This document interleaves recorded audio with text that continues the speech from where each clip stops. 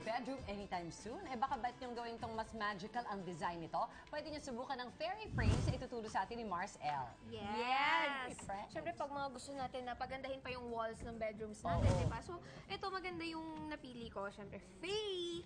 And then, ganito lang yun.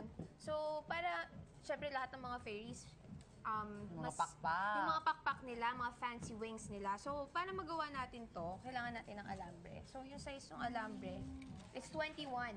Okay. Yes. Alam na nila So, yan sa hardware. yan. Pabili po ng 21. Correct. Tatlong alambre, yan, pagsasamahin natin. Then, fold natin to sa gitna. Yan. And then, another one. Ganyan.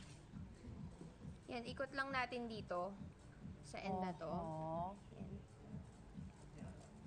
And then, i-form natin siya doon sa kung anong gusto natin na design ng wings niya. Like this one, ikot-ikot lang natin dito. Okay. Oo. Curvy-curvy. Yes. At saka pwedeng hindi ka malimit dun sa Yeah. parang pakpak ng paru-paro na ganun Oo, lang diba? lagi. Di ba?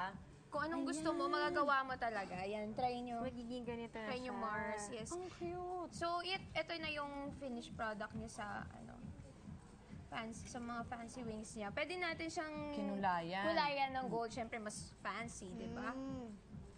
Yan. So, lagay natin dito. Pwede palang ganun, Mars. And then, siyempre, design na natin ng Isang magandang side na lang, flowers. oh. Ganun. Saka to. Ayun. So, glugan-glugan. Yeah. So, pwede nga gumamit ng tool. Yeah. Yan. Paka-artistic Tapos lang. yung mga ganito naman, pwede silang maghanap sa internet ng stencil. Yan. And then they can copy it doon sa Super kanilang dali lang. canvas. Yes. Yes. Ito, kapitan natin ng palda to, Mars. Ay, pwede nga. Okay ba yung pakpak Ayan, ko, Mars? ito na. Pati yung pakpak mo. Nalugi yung Wala namang tama o mali kung, Okay. kung yun yung pakpak na gusto mo. Saan na yung ating glue gun? Yan, Ayan, nasa syempre. medulla. Ito. Mars. May ito. Teka, Mas baka gusto ko maglugan si Elle eh. Eh. Ayan yan. Yan, Marsan nga ba dyan? Siyempre, mas Perfect. maganda kung may pa 3D effect siya. Oh, yan. Nice one, Mars. So, parang topless lang May si Fairy baro. dito. Oo. Correct. Yan.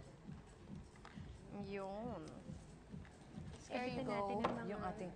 oo nga. So, ano tong Oops. wings natin to? Grabe yung glue gun. Okay. Nice one, Mars. Yan. Okay na. Yan. Pera ba ka, Mars? Yes.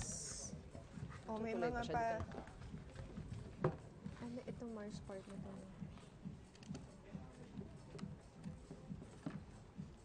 Kesa sobrang plain nung wall Oo, mo, diba? Nakakalis din na stress yung pag Kwarto. nakatingin ka lang sa Pwede wall. natin takpan niya ng Yes. something. Yun yung nakikita mo. Mars. Ito, to.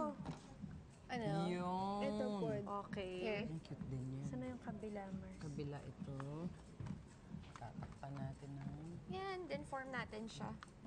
Para mas maganda pa. Perfect. Okay, Mars. Yan. Yan. Yan. Ayan.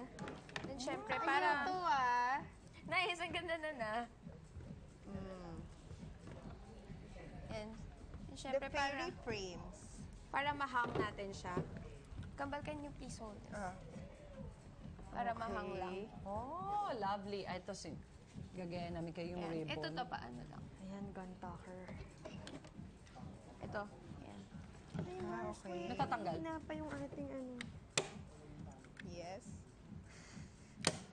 Yan. Another one, sorry. Kailangan mag-use. Oo. Yan. Cute. There you go. Yan, o, diba? Ayan, okay. Lovely. Artihan mo lang din yung buo niya.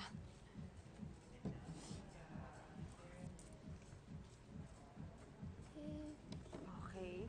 Okay, ito na. Yan. Si Miss Gun Tucker. Yes. O, pwede na natin siya isabit sa Dahan-dahan, wall, Mars, diba? Ay, katakot pala to. Parang baliktad, Ayan. Mars, yung hawak mo.